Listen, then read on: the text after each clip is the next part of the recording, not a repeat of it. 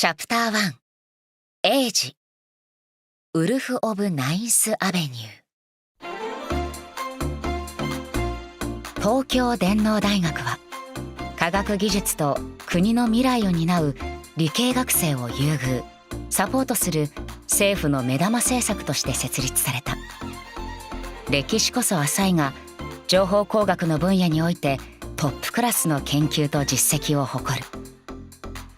多国籍都市東京の新たな中心となった電リンクという立地。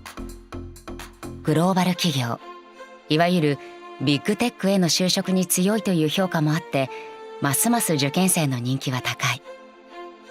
その電脳大電リンキャンパスに隣接してもう一つの施設があっ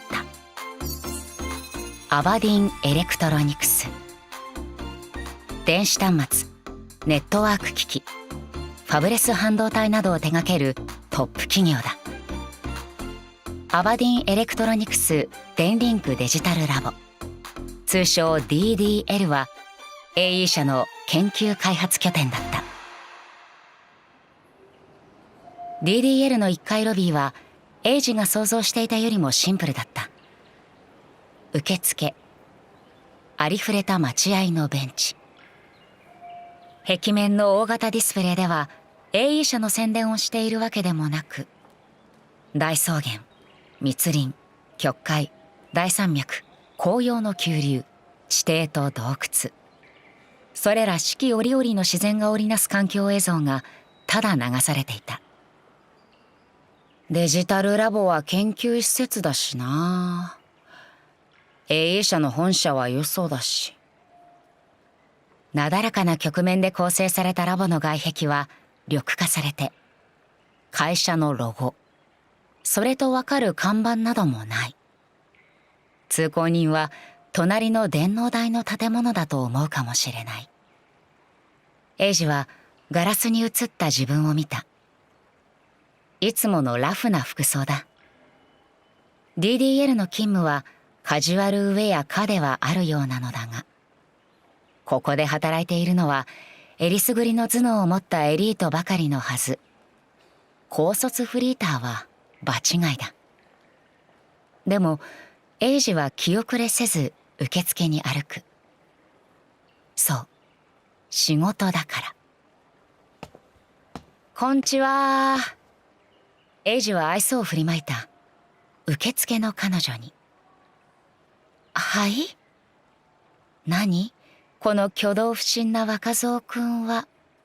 といった感じの彼女の目線が返った。四角いリュックを背負っていないので、フードデリバリーじゃないのはわかるはずだ。ああ、そうか。多分間違えてラボに入ってきてしまう大学生やら通行人がたまにいるのだ。そういう手合いだと思われたのだろう。約束があるんだけど、このタブレットに打てばいいのかな。研究施設ともなると企業秘密を抱えている。向こうのゲートには屈強なガードマンが数人詰めていた。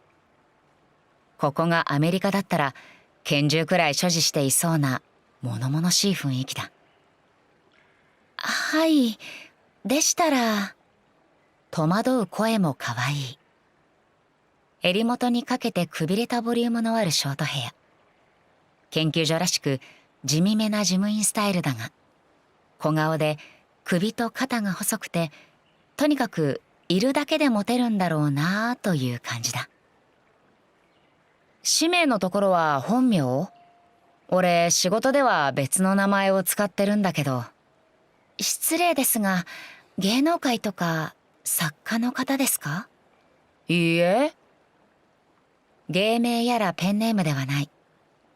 エイジは大多数のクラッカーがそうであるように、仕事では通り名のクラッカーネームを使っている。差し支えなければご本名で。長住エイジと。電話番号、約束の時間。要件は商談とかでいいの？初音ちゃん。エイジは相手の名札を見ていった。いきなりちゃん付けはやめてください。じゃあ初音っち。受付の初音はこめかみのあたりをピクピクさせた。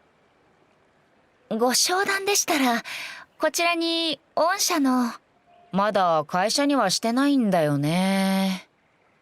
はあ。俺の職業は、そういや、あの人の部署ってなんだっけ。もう面倒だな。英二はスマホを手にした。龍泉寺智則。アドレスをタップして「着きましたよ」のメッセージを送るとロビーで待つことにした。他に来客は数人。受付でゲストパスを渡されている。皆営業のビジネスマンというよりはそれこそ電脳台にいそうなアカデミックな空気をまとっていた。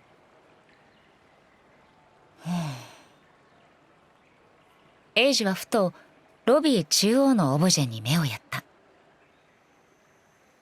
3つの球体が宙に浮かんでいた。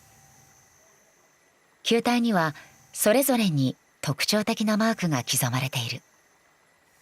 三つどもえとでも言うのか。それらは互いに重なり合いながら回転していた。さながら宇宙空間で互いに重力で惹かれ合う3つの球状星団。というかこんなのさっきまであったっけ。近づいてみて英二は驚いた。これ立体映像、ホロライズか。いやあ、ファング。ゲートの向こうからクラッカーネームで呼びかける声が飛んだ。と同時に三つどもえのオブジェは崩れながら跡形もなく消える。英二は振り返った。身長は170センチほど。彫りの深いロマンスグレーでちょっと白人っぽい雰囲気もあった。年齢は60代のはずだが足取りも姿勢もよくずっと若く見えた。その存在感は彼本人よりも周りの反応を見た方が分かりやすい。ロビーにいた全員が思いがけず現れた彼に注目したのだ。どうも、龍泉寺教授。アバディン・エレクトロニクスの共同創業者の一人、大富豪だ。時価総額1000億ドルを超える AE 社の株式をいまだに 20% 余り保有している。教授というのは彼は大学教授でもあったから。業界では知られた龍泉寺研究室のボスにして現在は電脳大名誉教授。かつて大学発のベンチャーとして起業した彼の会社を最高幹部の一人として10年20年でここまでの世界的企業に育て上げた。クラッカー・ファングとこうして会うのは初めてだがそんな気がしないね。雲の上の人というのだろう。普通に考えれば龍泉寺は英二が気安く接することができる立場の人ではない。いつもボイチャで話してますからね。長住英二です。英二は改めて自己紹介した。早速だがファング、英二君行こうか。すまないね、いろいろ面倒で。君彼にゲストパスを。龍泉寺が受付に行った。怪しい若造くんが日本 AE 社の事実上のボスを気安く呼びつけたものだから受付の初音の方があわあわと挙動不審になってしまった。はい、すぐに。 D4 に行くので共同研究者パスを頼む。取締役会の決裁は取った。今日の午前中にね。はい。確かに。端末を叩いて確認すると初音は2度びっくりしながらパスを発給したのだった。発給された特別なパスをかざして最敬礼の警備員たちを横目に探知ゲートをくぐる。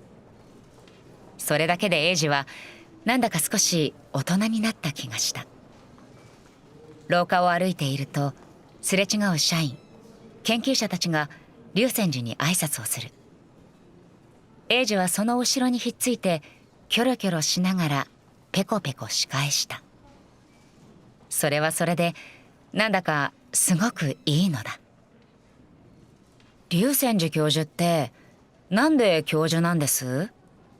社長とか副社長とか会長とかじゃなくて。大学教授が性に合っているんだろうね。研究者気質ということだ。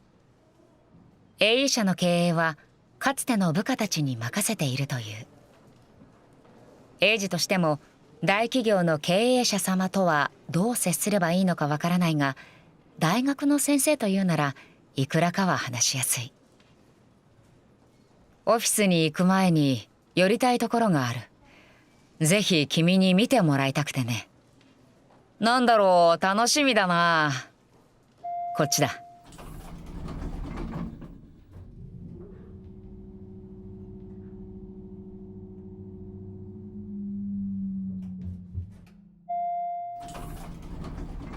エレベーターで階を移動するとまた警備員がいる厳重なゲートがあった。ロビーにあった空港みたいな探知ゲートではない。隔壁だ。DDL の建物内でここからは完全に独立しているようだ。D4 区画。ここからはアバディン・エレクトロニクスの最高機密となる。我が社の今後を担う革新となる研究が行われている。龍泉寺が説明した。AE 社の最先端研究所である DDL。その革新が D4 区画。エイジはスマホと所持品を警備員に預けさせられた。さらに厳重なボディチェックを受ける。何かね。先に隔壁ゲートをくぐった龍泉寺がエイジを振り返った。心の準備が。なーに、ちょっとした体験をしてもらうだけだ。アトラクションは嫌いかな？楽しいやつ？遺伝子操作で恐竜を復活させたり、ゾンビウイルスの研究をしているわけじゃないが、そっちの展開も面白いですけど。龍泉寺のジョークでリラックスすると、エイジは D4 ゲートをくぐった。そこには